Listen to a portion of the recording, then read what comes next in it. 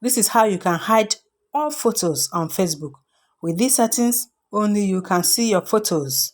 This is an only me setting.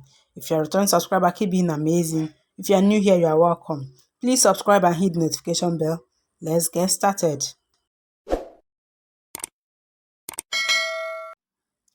Launch the Facebook app. Get to your profile. Click on the three lines at the top right hand corner. The three lines at the top right hand corner.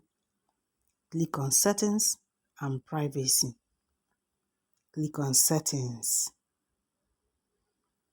Click on Profile Settings. Profile Settings. Next is to click on Profile and Tagging. Decide who can interact with your profile and posts on Facebook. Click on that. This is tagging. Who can see posts you are tagged in on your profile? Click on that. Is it everyone? Friends of friends? Friends except? Click on See More.